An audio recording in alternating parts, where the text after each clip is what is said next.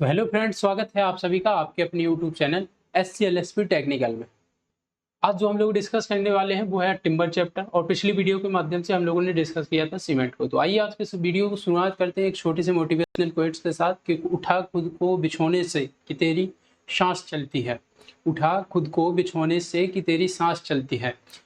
अभी मायूस ना हो, जिंदगी करवट बदलती है। पड़ी है खाक जो तुझ पर, कभी उसको हटा के देख। तू सोला है, तेरे भड़कने से दुनिया मचलती है। तो आइए शुरू करते हैं आज की इसी मोटिवेशन क्वेट्स के साथ इस क्लास को। आज जो हम लोग डिस्कस करने वाले बेसिकली प्रकास्ट यानी टिम्बर के बारे में रहने वाली है। टिम्बर के बारे में अगर हम लोग बेसिकली बात करें तो टिम्बर के अंतर्गत ऐसे वृक्ष आते हैं जिनका जो तना होता है, जिनका जो घेरा होता है, जिसको हम लोग कहते हैं ग्रेथ, जिनकी ग्रेथ होती है वो आपकी 600 mm से अधिक हो, 600 mm से कम नहीं होनी चाहिए, यानी कि 600 mm से अधिक ही हो तो वो आपकी टिम्बर के अंतर्गत आने वाले वृक्ष होते हैं। ठीक है, ऐसी लकड़ी क्या कहलाती है? ऐसी लकड़ी आपकी टिम्बर कहलाती है। वहीं अगर हम लोग बात करें टिम्बर के प्रकार के बारे में तो टिम्बर आपके जो प्रकाष्ठ होते हैं वो 3 प्रकार के होते हैं। पहला होता है खड़ा प्रकाष्ठ यानी कि स्टैंडिंग टिम्बर, दूसरा होता है आपका निर्जीव या फिर पड़ा प्रकाष्ठ, और तीसरा होता है परिवर्तित प्रकाष्ठ यानी कि कन्वर्टेड टिम्बर। ठीक है, अगर हम लोग बेसिकली बात करें तो ये 3 प्रकार के होते हैं टिम्बर। पहला जो होता है आपका खड़ा हुआ था, खड़ा प्रकाष्ठ कहते हैं, दूसरा होता है पड़ा प्रकाष्ठ, और तीसरा होता है कन्वर्टेड। ठीक है, खड़े प्रकाष्ठ के बारे में बात करें तो जब प्रकाष्ठ जीवित वृक्ष के रूप में होता है, खड़ा हुआ तने के रूप में होता है, तो उसको हम लोग खड़ा प्रकाष्ठ कहते हैं। ठीक है, जीवित वृक्ष में लगा हुआ होता है तो उसको हम लोग खड़ा प्रकाष्ठ के अंतर्गत रखते हैं। वहीं निर्जीव या पड़ा प्रकाष्ठ के बारे में बात करें जिसको हम लोग डेड या रफ टिम्बर के नाम से जानते हैं, जब वृक्ष को काट कर गिरा दिया जाता है, जब वृक्ष को काट कर गिरा दिया जाता है तो वो पड़ा हुआ प्रकाष्ठ कहलाता है। ठीक है, तो वो पड़ा हुआ प्रकाष्ठ के नाम से जाना जाता है। परिवर्तित प्रकाष्ठ के बारे में बात करें तो जब वृक्ष को चीर कर विभिन्न उपयोगी रूप जैसे धरन में, कड़ियों में, पटरे के रूप में प्रयोग किया जाता है। जब वृक्ष के जो तना होता है उसको चीर कर उसके पटिये बना लिए जाते हैं, धरन बना ली जाती है, उसके जो भी आपको उपयोग करना है, ठीक है, पटरे हुए, आपकी कड़ियां हुई, उस रूप में इसको कन्वर्ट कर लिया जाता है, तो इसको हम लोग कन्वर्टेड प्रकाष्ठ या परिवर्तित प्रकाष्ठ के नाम से जानते हैं। आई होप आप लोग इसको क्लियर समझ गए होंगे। देखो यहाँ पर कुछ इमेज दी गई है प्रकाष्ठ के बारे में। तो अगर हम लोग बात करें जो प्रकाष्ठ के घेरे इस पर दिखाई दे रहे होंगे आपको, आई होप ये होते हैं आपकी ईयरली वुड, लेट वुड, और ये होती है ग्रोथिंग रिंग। ठीक है, यानी कि जो ग्रोथ रिंग होती है, ये पूरे के पूरे जो रिंग वलय होते हैं ये ग्रोथ के बारे में दर्शाते करते हैं, और ये अपने साल दर साल बढ़ते हैं। यानी कि अगर किसी पेड़ की आयु का पता लगाना हो तो उसके जो वलय है, उसके तने को काटकर उसके वलय को गिन लीजिए, उसकी आयु होती है। ठीक है, इसके अलावा अगर हम लोग बात करें तो इसको हम लोग आगे डिस्कस करेंगे। ठीक है, अगर हम लोग देखो बात करें जो पेड़ होते हैं, ठीक है, वो रचना या वृद्धि के आधार पर 2 प्रकार के होते हैं। पहला होता है आपका बहिर्जात यानी कि एक्सोजीनियस ट्रीज, और दूसरा होता है आपका एंडोजीनियस ट्री यानी कि अंतर्जात। देखो बहिर्जात वाले पेड़ों के बारे में अगर हम लोग बात करें तो ऐसे पेड़ जिनके जो तने होते हैं बाहर की तरफ बढ़ते हैं। ठीक है, कैसे बढ़ते हैं? ये बाहर की तरफ बढ़ते हैं। ठीक है, ऐसे पेड़ों को हम लोग क्या कहते हैं? बहिर्जात पेड़ या फिर एक्सोजीनियस ट्रीज। इन पेड़ों के अंतर्गत जैसे सागौन हुआ, साल हुआ, शीशम हुआ, देवदार हुआ, आम हुआ, जामुन हुआ, चीड़ हुआ, बरगद का पेड़ हुआ, बबूल का पेड़ हुआ, ये सारे के सारे वृक्ष जो हैं आपकी बहिर्जात श्रेणी में आते हैं। वहीं अगर हम लोग देखो अंतर्जात बल्कि जो अंतर्जात पेड़ होते हैं उनके बारे में बात करें तो ऐसे पेड़ जिनके तनों की बढ़ोतरी अंदर की तरफ होती है। जो तनों की बढ़ोतरी होगी वो कहाँ पर होगी? अंदर की तरफ होगी। और ऐसे पेड़ के अंतर्गत आते हैं बांस का पेड़, बेंत का पेड़, ताड़ का पेड़, नारियल का पेड़, खजूर का पेड़, केला का पेड़। ये सारे के सारे अपने कहाँ पर बढ़ते हैं? तो इंटरनली ये बढ़ते हैं। ठीक है, और जो आपके बाहर जात वाले पेड़ होते हैं ये एक्सटर्नली बढ़ते हैं, कुछ मोटाई इसकी तने की बढ़ेगी। ठीक है, लेकिन जो इधर होंगे ये अपने अंदर ही अंदर बढ़ेंगे। ठीक है, तो ये बेसिकली डिफरेंस होता है अंतर्जात और बहिर्जात में। और पेड़ 2 प्रकार के होते हैं रचना या वृद्धि के आधार पर। एक जो बढ़ता है अपने तने को फैलाता है उसको हम लोग बहिर्जात कहते हैं, वो एक तने के अंदर अंदर ही बढ़ता है उसको हम लोग कहते हैं अंतर्जात पर। ठीक है, अब अगर हम लोग बात करें मौसम के आधार पर पेड़ों का वर्गीकरण, तो मौसम के आधार पर भी पेड़ दो प्रकार के होते हैं। एक कहलाता है आपका सदाबहार वृक्ष, एवरग्रीन जिसको हम लोग कहते हैं, जो कि हमेशा, इनमें पत्तियां लंबी होती हैं, पतली होती हैं और नुकीली होती हैं, ठीक है। इनमें जो जो सदाबहार पेड़ होते हैं, इनमें वार्षिक वलय स्पष्ट रूप से दिखाई देते हैं, यानी कि जो इनके वार्षिक वलय होते हैं, जो हम लोगों ने देखा एनुअल लिंक्स के रूप में इसको हम लोगों ने डिफाइन किया, वो यहाँ पर स्पष्ट रूप से दिखाई देते हैं। इनके अंतर्गत देवदार, ताड़, यूकेलिप्टस, चीड़ इत्यादि आदि जो आते हैं वो सदाबहार वृक्ष के अंतर्गत आते हैं। और सदाबहार वृक्ष की सिंपल सी एक पहचान और है कि ये सदाबहार मतलब सदा, सदा मतलब सदैव, हमेशा, बहार मतलब ये हमेशा जो है हरे भरे रहते हैं, ठीक है, हमेशा हरे रहते हैं। तो इस प्रकार से ये आपकी सदाबहार के अंतर्गत आ जाते हैं। पतझड़ पेड़ दूसरे होते हैं आपके। पतझड़ पेड़ के बारे में बात करें तो इनकी जो पत्तियां होती हैं वो अधिकांशतः चौड़ी होती हैं, लेकिन जो आपकी सदाबहार पेड़ होते हैं उनकी पत्तियां कैसी होती हैं, उनकी पत्तियां होती हैं आपकी लंबी टाइप में, ठीक है, नुकीली टाइप में। और जो आपके पतझड़ के पेड़ होते हैं उनकी पत्तियां जो होती हैं वो चौड़ी होती हैं। पतझड़ ऋतु में इन वृक्षों की पत्तियां झड़ जाती हैं, बसंत आने पर पुनः पत्तियां निकल आती हैं, यानी कि इनकी जो पत्तियां होती हैं ये जो है झड़ जाती हैं।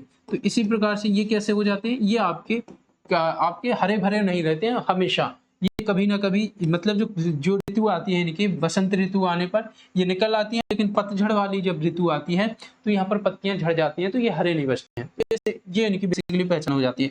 शीशम हुआ, आम हुआ, जामुन हुआ, साल हुआ, सागौन हुआ, जिनके जो पत्ते होते हैं वो चौड़े होते हैं, बड़े होते हैं, वो आपके पतझड़ वृक्ष के अंतर्गत आते हैं। बेसिकली आई होप आप लोग इनको क्लियर समझ ही गए होंगे।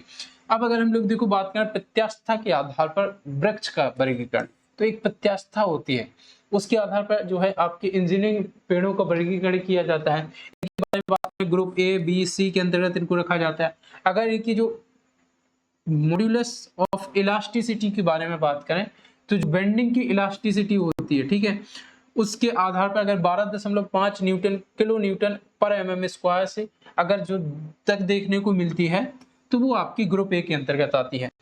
9.8 से लेकर 12.8 किलो न्यूटन पर एमएम स्क्वायर तक उसकी जो आपकी बेंडिंग इलास्टिसिटी है तो उसको हम लोग ग्रुप बी के अंतर्गत रख देते हैं। भाई अगर आपका 5.6 किलो न्यूटन पर एमएम स्क्वायर से 9.8 के अंतर्गत आता है तो वो आपके ग्रुप सी के अंतर्गत रख देते हैं, ठीक है। तो प्रकाश की जो प्रत्यास्था मापांक होती है वो सामान्यतः 0.5 इंटू 10⁴ न्यूटन पर एमएम स्क्वायर से लेकर 1 इंटू 10⁴ न्यूटन पर एमएम स्क्वायर इसकी जो है सामान्यता रूप से प्रकाश की मापांक सामान्यता या प्रत्यास्था देखने को मिलती है। और संरचनात्मक प्रकाश का जो अनुदैर्ध्य दिशा व अनुप्रस्थ दिशा में प्रत्यास्था मापांक का अनुपात हमेशा 1 से 2 होता है, ठीक है। आपका जो है अनुदैर्ध्य दिशा से और अनुप्रस्थ दिशा में प्रत्यास्था मापांक कितना होता है, तो 1 से 2 देखने को मिलता है। उपलब्धता के आधार पर वृक्षों के वर्गीकरण के बारे में बात करें तो यहाँ पर 3 ग्रेड देखने को मिलते हैं, एक्स, वाई और जेड। देखो एक्स, वाई, जेड के बारे में बात करें, एक्स होते हैं मोस्ट कॉमन, इस प्रकार के पेड़ उपलब्धता की वर्ष में जो है 1415 मीटर क्यूब से अधिक देखने को मिलती है। वाई होती है कॉमन, इसकी उपलब्धता वर्ष में जो है 355 मीटर क्यूब से आपकी 1415 मीटर क्यूब तक देखने को मिलती है। और लेस कॉमन के बारे में बात करें जो कि जेड के अंतर्गत आती है तो इसकी उपलब्धता में 355 मीटर क्यूब से कम देखने को मिलती है, ठीक है। तो ये होते हैं आपके उपलब्धता के आधार पर वृक्ष। और एक होता है आपका चिरस्थायित्व आधार पर वृक्ष। देखो चिरस्थायित्व के आधार पर वृक्षों के वर्गीकरण के बारे में बात करें, हाई ड्यूरेबिलिटी वाला, मॉडरेट ड्यूरेबिलिटी और लो ड्यूरेबिलिटी। हाई वाला होगा आपका 120 मंथ से ज्यादा का, एवरेज लाइफ जिसकी 120 मंथ से ज्यादा हो गई है उसकी हाई ड्यूरेबिलिटी होगी। 60 से लेकर आपका 120 डेज की जो 120 मंथ की जो लाइफ है उसके अंतर्गत एवरेज लाइफ जो है आपकी देखने को मिलती है, तो ये मॉडरेट ड्यूरेबल दिखाता है। एवरेज लाइफ अगर 60 मंथ तक देखने को मिलती है तो ये आपकी लो ड्यूरेबिलिटी वाला वृक्ष होता है, ठीक है। अब अगर हम लोग देखो बात करें तने की संरचना के बारे में बात करें तो तने की संरचना को अगर हम लोग देखेंगे जो कि आपके चित्र के अनुसार देख पा रहे होंगे, जो पिथ होती है वो सबसे आंतरिक भाग होता है, ठीक है। और जो हेड वुड होती है ये आप जो है ये इतने भाग जो है अंदर का भाग कहलाता है हेडवुड, ये इसके बाहरी भाग में होता है सेपवुड। इसके अलावा ग्रोथ रिंग्स आपको देख पा रहे होंगे, ये प्रत्येक साल साल बढ़ती रहती है और ये ग्रोथ के बारे में बताती है। इसके अलावा जो है आपकी मॉड्यूलरी रेस देखने को मिलती है, आड़ी जो कुछ रेस देखने को मिलती है वो आपकी मॉड्यूलरी रेस होती है। डेड ब्रेक बार्क होता है, यानी कि ये छाल होती है, ये लाइव छाल होती है। जो बाहरी छाल होती है वो डेड होती है और जो जिंदा होती है वो उसके अंदर ही पार्ट में पाई जाती है। यानी कि अगर ये इसका पेड़ हुआ, ठीक है, तो ये जो छाल है, ये पूरी की पूरी छाल जो है, ये छाल कहलाएगी डेड वाली, और ये अंतर वाली छाल जो होगी इसकी, ये कहलाएगी आपकी लाइव वाली। ठीक है, लाइव है। और ये कैम्बियम लेयर होगी, यहाँ से आपका कैम्बियम लेयर देखने को मिलेगी। बेसिकली आई होप आप लोग इसको क्लियर समझ गए होंगे। पिथ या मेडुला जिसको हम लोग कहते हैं, या पिथ या मज्जा, तो किसी पेड़ का सबसे पहले उत्पन्न हुआ भाग होता है वो पिथ या मज्जा कहलाता है। यह प्रकाश का मध्य भाग होता है, यानी कि जो सबसे पहले बनता है पेड़ में वो आपका पिथ या मज्जा बनता है। इसके चारों ओर अंतःकाष्ठ हार्डवुड देखने को मिलता है। अंतःकाष्ठ के बारे में बात करें, पिथ और सैपवुड के बीच की परत को हम लोग हार्डवुड के नाम से कहते हैं, या फिर जिसको हम लोग अंतःकाष्ठ कहते हैं उसके नाम से जानते हैं। ठीक है, इसमें वार्षिक वलय पास पास एवं स्पष्ट देखने को मिलते हैं।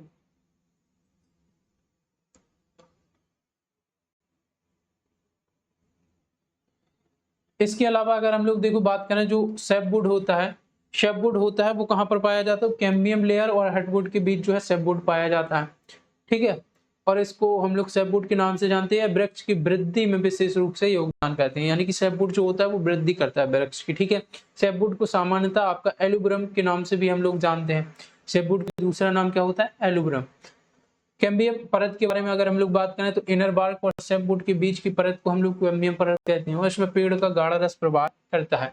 वार्षिक वलय के बारे में बात करें, मजबूत तथा कठोर हार्ड प्रकाष्ठ में वार्षिक वलय पास पास होते हैं। वार्षिक वलय जो है पेड़ की आयु निर्धारित की जाती है। इसका निर्माण प्रतिवर्ष कैम्बियम परत की कठोर होने से होता है, यानी कि जो कैम्बियम परत होती है वो एक साल में कठोर हो गई, फिर अगले साल फिर कठोर हो गई, फिर अगले साल कठोर हो गई, तो ये आपकी वार्षिक वलय के रूप में जानी जाती है, बनती जाती है।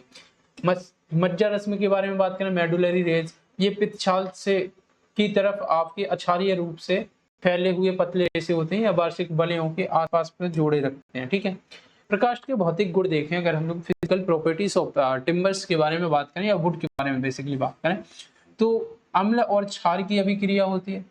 तो कमजोर क्षारीय घोल द्वारा प्रकाश प्रभावित नहीं होते हैं, लेकिन अम्लीय माध्यम से पीएच अगर 4 से ज्यादा देखने को मिलता है, आपका 4 से कम देखने को मिलता है, तो यहाँ पर प्रकाश क्षय होने लगता है।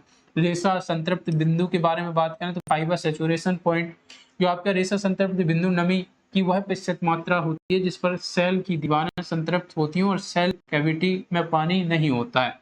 इसके अलावा फुलाव के बारे में बात करें तो आर्य फुलाव देखने को मिलता है। यहाँ पर रेडियल स्वेलिंग जिसको हम लोग कहते हैं 305% देखने को मिलता है। स्पेसिफिक फुलाव आपका 6 से लेकर 12% देखने को मिलता है। प्रकाश के फाइबर की लंबाई की दिशा में फुलाव जो है 0.1 से लेकर 0.8 के अंतर्गत देखने को मिलता है। ठीक है, और इन्हीं फुलाव के आधार पर हम लोग इनकी चिराई के बारे में बात करेंगे। ठीक है, सॉइंग, उसी के आधार पर हम लोग इनको अलग अलग तरीके से करते हैं। ठीक है,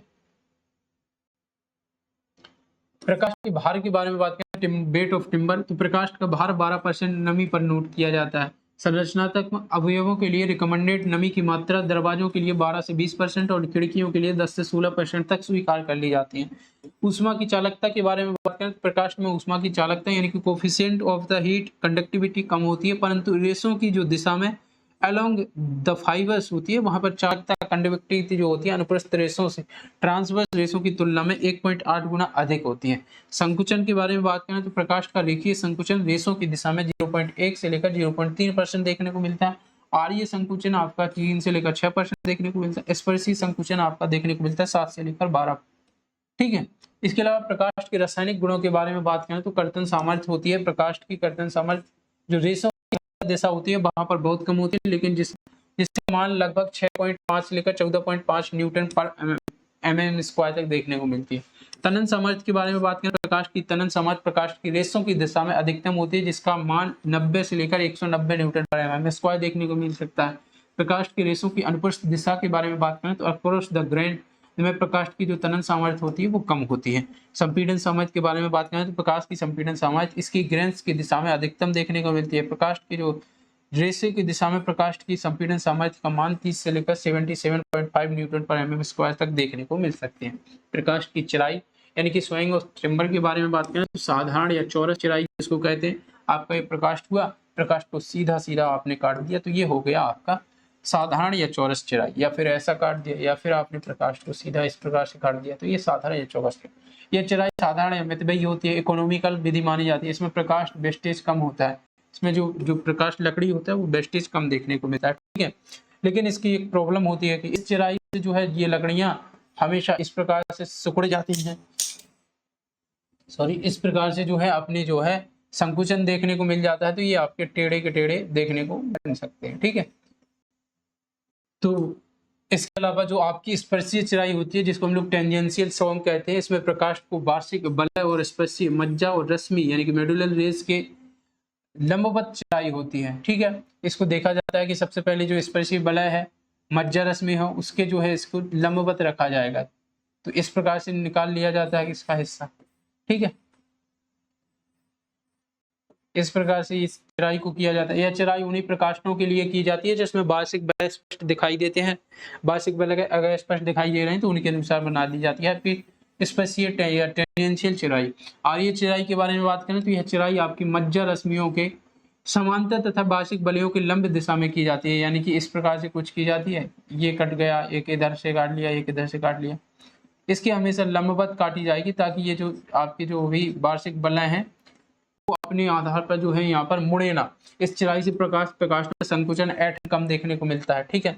इस विधि में प्रकाश का वेस्टेज अधिक होता है, क्योंकि हम लोग जो है सारे के सारे वेस्टेज जो है उसके आधार पर डिपेंड कर रहा है ना। इसको हम लोगों ने काटा तो वो कई यहाँ पर ज्यादा वेस्टेज निकलता है। इस विधि से प्रकाश की चिराई करने पर अच्छी किस्म की प्रकाश हमें प्राप्त देखने को मिलती है आर्य। अब अगर हम लोग बात करें डिफेक्ट ऑफ टिम्बर्स के बारे में, तो यहाँ पर देखने के बारे में देखें अगर हम लोग तो चिप मार्क देखने को मिलता है, जिसमें प्रकाश की सतह को परिष्कृत करते समय जो प्लेनर के द्वारा सतह पर जो निशान छूट जाते हैं उनको चिप मार्क कहते हैं। इसके अलावा वैन देखने को मिलता है, यह लकड़ी के निर्मित टुकड़े पर मूल गोलाकार सतह की उपस्थिति दर्शाया जाता है, ठीक है।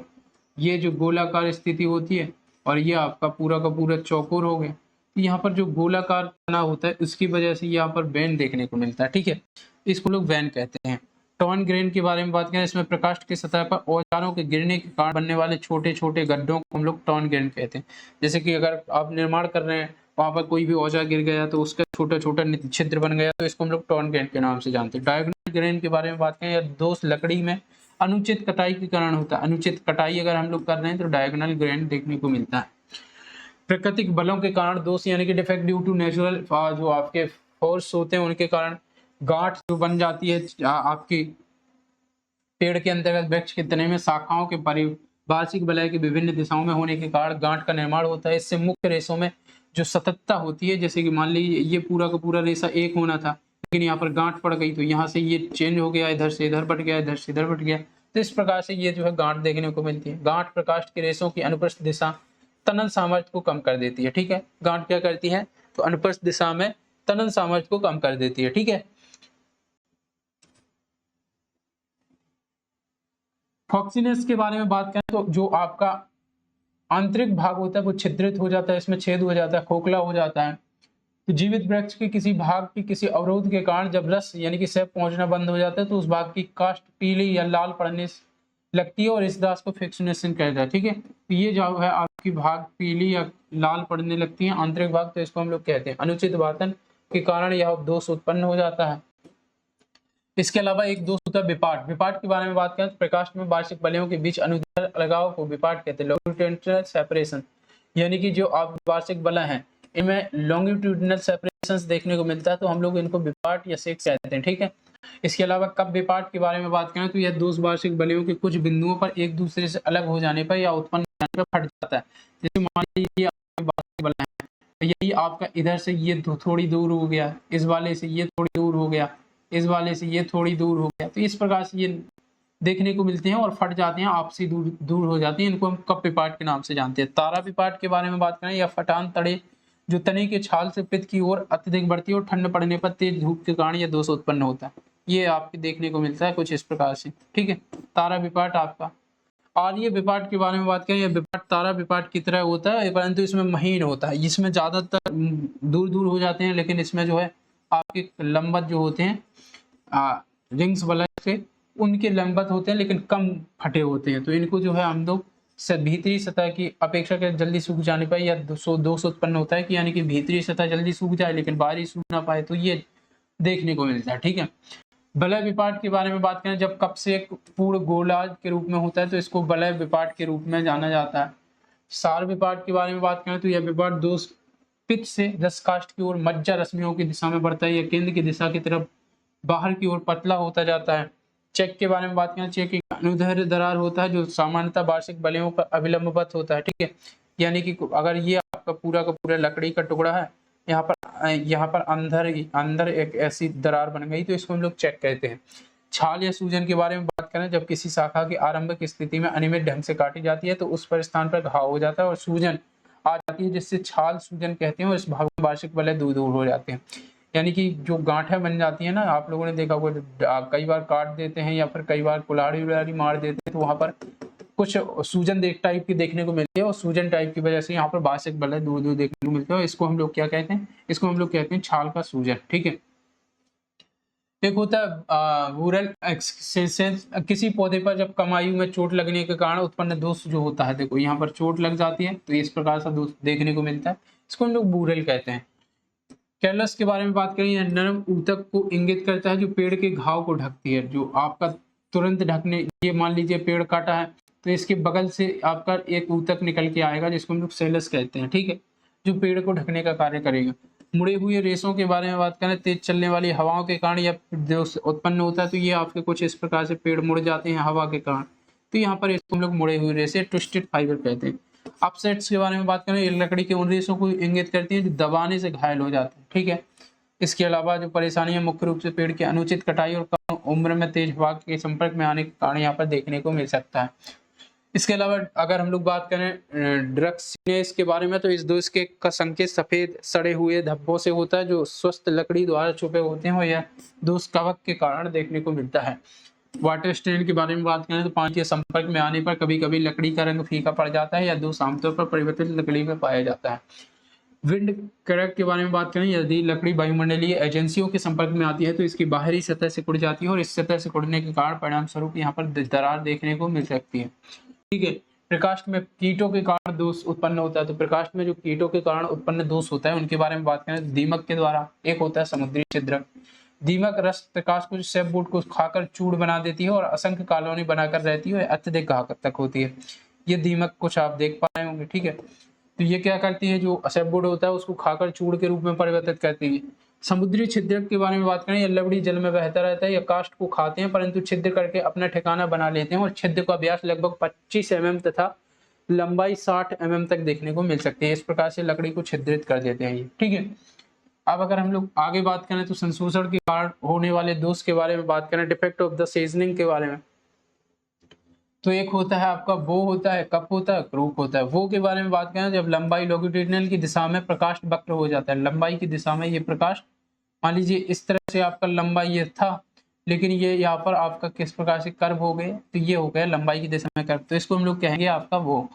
वही कप के बारे में बात करें, लकड़ी की अनुप्रस्थ ट्रांसवर्स दिशा में ये कर्व हो जाता है, यानी कि जो आपकी इस प्रकार से लकड़ी थी, ठीक है, इस प्रकार से लकड़ी थी, ये आपकी जो है आपकी लॉन्गिट्यूडिनल दिशा में ना होकर ट्रांसवर्स दिशा में, ये ऐसा था ना, लेकिन ये ऐसा ना होकर ये ऐसा कर्व हो जाए। ठीक है, ये ऐसा था और इस प्रकार से ये कर्व का रूप ले ले, तो ये आपका कहलाता है क्या, ये कहलाता है आपका कप। क्रोक के बारे में बात करें तो क्रोक होता है आपका क्या, क्रोक होता है आपका, देखो इस प्रकार से अगर कोई भी ले ले, ये शेप जस्ट अपोजिट यहाँ पर मुड़ जाए तो ये आपका क्रोक कहलाता है। ठीक है, इसके अलावा अगर हम लोग बात करें, स्प्रिंग होता है लकड़ी के अपने समतल वक्र हुए कहना आपका स्प्रिंग कहलाता है। ठीक है, इसके अलावा स्प्लिट के बारे में बात करें तो स्प्लिट ये प्रकार का होता है कि अगर बीच से कोई भी भाग पट जाए तो उसको हम लोग स्प्लिट कहते हैं। हनीकम्बिंग के बारे में बात करें तो यह जब शुष्क प्रतिबलों के कारण प्रकाश के टुकड़ों के आंतरिक भाग में फाइबर का अलग हो जाना हनीकम्बिंग कहलाता है। ठीक है, प्रकाष्ठ के रोगों के बारे में बात करें तो शुष्क गलन ड्राई रूट्स कहते हैं, यह रोग जो है फफूंद लगने के कारण होता है। जब दोष उत्पन्न होता है तब लकड़ी पूर्णतः संशोधित ना हो या नमी हो, गर्म या बंद वातावरण में रखी गई हो तो यहाँ पर ड्राई रूट देखने को मिलता है। गलन या सीलन के बारे में बात करें, प्रकाष्ठ के बार बार भीगने सूखने के कारण यहाँ पर गलन या सीलन रोग उत्पन्न होता है। सफेद गलन के बारे में बात करें तो यह जब होता है जब कवक लकड़ी के लिग्निन को खाकर पचाता है तो सफेद गलन का रोग देखने को मिलता है।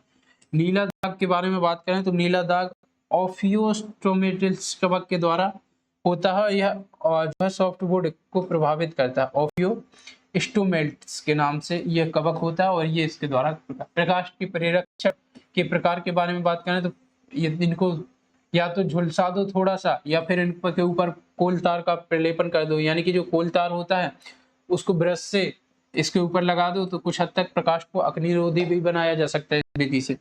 झुलसाना के बारे में बात करें तो लकड़ी के उस भाग को जिस भूमि में धंसाना होता है तेज आग पर झुलसाकर पानी में बुझा दिया जाता है, जिससे वह भाग कीट रोधक बन जाता है। यह 15 mm गहराई तक झुलसाया जाता है। ठीक है, इसके अलावा कुछ पेंट कर दो तो उस प्रकार से इसका जो है बचाव किया जा सकता है। क्रियोसोटिंग के बारे में बात करें, पेंट के बारे में बात करें, पेंट के द्वारा 3 से 5 वर्ष तक की आयु यहाँ पर बढ़ जाती है। ठीक है, 2 या 3 कोट में तेलीय पेंट कर देते हैं। क्रियोसेटिंग के तेल टार के अवशासन से प्राप्त होता है, जिससे सबसे अच्छा रोगाणु नाशक जो एंटीसेप्टिक होता है ये है, ना तो यह वाष्पशील होता है ना ही आर्द्रताग्राही होता है, तो इसकी लेपिंग भी कर सकते हैं। सोगनेलन उपचार के बारे में बात करें तो एक पेटेंट पदार्थ है। सोगनेल घोल को ब्रश के द्वारा लकड़ी की सतह पर लगाया जाता है, शुष्क गलन से दीमक को बचाता है।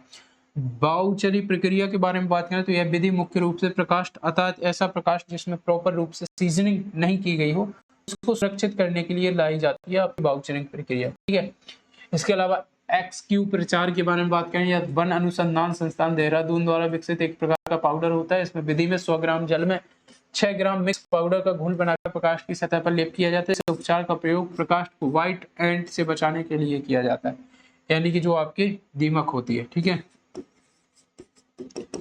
अग्निरोधक उपचार के बारे में बात करें, प्रकाश को अग्निरोधक बनाने के लिए शर एबल्स की प्रक्रिया अपनाई जाती है। प्रकाश को पूर्णतः अग्निरोधी नहीं बनाया जा सकता, परंतु ammonia sulphate, sodium arsenate, borax और बोरिक अम्ल का प्रयोग करके कुछ हद तक जो अग्निरोधी बनाया जा सकता है। ठीक है, इसके अलावा अगर हम लोग देखो बात करें तो जो प्रकाश का संशोषण सीजनिंग की प्रक्रिया है इसके बारे में बात करें तो एक होती है आपकी नेचुरल सीजनिंग और दूसरी होती है आर्टिफिशियल सीजनिंग।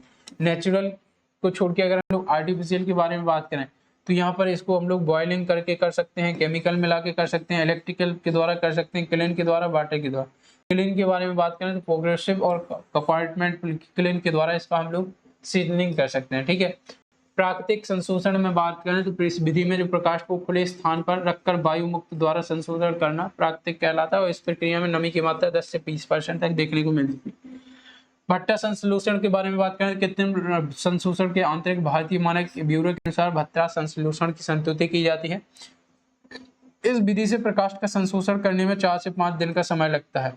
जल संशोषण के बारे में बात करें तो इस विधि से लट्ठी में लंबी भुजा को प्रवाह के समांतर रखा जाता है। इस विधि में जो है प्रकाश में ऐंठने या दरारें नहीं आती, परंतु प्रकाश के प्रत्यास्थ गोड़ पर सामर्थ्य घट जाती है। मान लीजिए ये नदी बह रही है, यहाँ पर आपने इस प्रकार से ये लट्ठा डाल दिया तो ये आपका जो है संशोषण कर देगा इसका। ठीक है, इसके अलावा लकड़ी के उत्पाद के बारे में बात करें तो लकड़ी के कई प्रकार के उत्पाद होते हैं, जैसे कि आपका प्लाईवुड बनाया जाता है। इसका निर्माण विनियर को एक दूसरे के ऊपर सरेस चिपका कर रखा जाता है। विनियर के कई लेयर ले लिए जाते हैं और उसको सरेस चिपका कर एक दूसरे के ऊपर रख दिया जाता है। 2 विनियरों को इस प्रकार जोड़ा जाता है कि उनके रेशे एक दूसरे के लंबवत रहे। ऐसा करने से प्लाईवुड में कर्तन सामर्थ्य में वृद्धि होती है। इसमें विनियर्स की संख्या को हमेशा विषम में रखते हैं, एक नहीं 3, 5 या फिर 7, इस प्रकार से ये विषम संख्या के अंतर्गत रखा जाता है। ठीक है, प्लाईवुड की तनन सामर्थ्य सभी दिशाओं में समान होती है और इसे 100 से लेकर 150 न्यूटन पर सेंटीमीटर स्क्वायर दाब डालकर और 100 डिग्री सेल्सियस से लेकर 130 डिग्री सेल्सियस पर चिपकाया जाता है। ठीक है, अगर हमें 3 प्लाई जोड़ना तो 3, 5, 7 और 6 इस प्रकार से हम लोग इनको बनाया जा सकता है। 3 प्लाई की, 5 प्लाई की, 7 प्लाई की, 9 प्लाई की, 11 प्लाई की। ठीक है, इसके अलावा अगर हम लोग बात करें रेखा या फाइबर तख्ता जिसको हम लोग कहते हैं, या सूखी जड़ें, घास फूस, कागज, लकड़ी का छीलन, बुरादा, सकंडव, प्लाई आदि से सरेस और राल उच्च दाब पर रोलर के द्वारा बेलकर इसको बनाया जाता है। 3 mm से लेकर 12 mm तक इसकी मोटाई होती है और इसकी माप जो है 120 सेंटीमीटर से लेकर 180 सेंटीमीटर तक इसके उपलब्ध होती है। इसका प्रयोग डेडो, कपाटों, मेज के स्टॉप, छतों, दीवार के भीतरी भाग, ऊष्मा व ध्वनि कुचालक के लिए इसका उपयोग करते हैं। वहीं आपका बोर्ड होता है, एक बैटन होता है, विनियर होता है और स्केलिंग होता है। देखो अगर हम लोग बोर्ड के बारे में बात करें तो प्रकाश का वह टुकड़ा होता है जिसकी मोटाई 50 mm से लेकर आपकी चौड़ाई 150 mm से अधिक होती है। ठीक है, बैटन के बारे में बात करें, प्रकाश का वह टुकड़ा होता है जिसकी मोटाई 50 से लेकर 100 mm तक होती है। चौड़ाई आपकी मोटाई होती है 50 से 100, चौड़ाई होती है 125 से 175 के अंतर्गत। ठीक है, इनको हम लोग बैटन कहते हैं। ये बैटन के कुछ बंडल देखने को मिल रहे हैं। विनियर के बारे में बात करें जिसका IS कोड होता है 14315, और इसके बारे में बात करें, इसके उत्पादन के लिए शीशम, टीक, अखरोट और लकड़ी का आवश्यकता पड़ती है। अच्छी प्रकार की लकड़ी से 0.4 से लेकर 0.6 mm की पतली सीट होती है, अप्लाई के नाम से भी जानी जाती है। विनियर्स की अधिकतम जो मोटाई होती है वो 6 mm तक की होती है। प्लाईवुड का उत्पादन करने के लिए विनियर का इस्तेमाल किया जाता है। स्केल्टिंग के बारे में बात करें, प्रकाश का एक टुकड़ा होता है जिसकी चौड़ाई 50 mm से अधिक और लंबाई 200 mm से अधिक कम होती है। प्रकाश के विविध आकार जो होते हैं, इसके टुकड़े में एक तना निकालकर काट कर निकाल लिया जाता है। इसके अलावा ब्लॉक बोर्ड के बारे में बात करें, IS कोड 1659 है जिसका, यह पटले बोर्ड की तरह ही होता है, लेकिन इस कोर में 25 mm तक की चौड़ी पट्टी का प्रयोग किया जा सकता है और यह 12 mm से लेकर 50 mm तक की मोटाई के अंतर्गत बनाया जाता है। बर्न के बारे में बात करें तो प्रकाश का छिलका नमी हटाने के बाद प्राप्त लकड़ी को हम लोग बर्न कहते हैं। फ्लैंक के बारे में बात करें, यह समांतर भागों में जो है एक लकड़ी का टुकड़ा होता है जिसकी मोटाई 50 mm से कम तथा चौड़ाई 50 mm से अधिक होती है। ठीक है, इसके अलावा अगर हम लोग बेसिकली बात करें तो ये था आज का हमारा चैप्टर प्रकाश का। अगला होगा हमारा पेंट एवं बर्निश का। कैसी लगी आज की क्लास, कमेंट बॉक्स कमेंट करके जरूर बताइएगा। ठीक है, वीडियो पसंद आई हो तो वीडियो को लाइक करना ना भूलें, साथ ही चैनल पर नए हो तो चैनल को सब्सक्राइब जरूर कर लीजिएगा ताकि इसी प्रकार की लेटेस्ट नोटिफिकेशन वीडियो है वो आपके जल्दी जल्दी पहुंचे। मिलते हैं किसी अगली वीडियो के साथ, तब तक के लिए धन्यवाद, जय हिंद।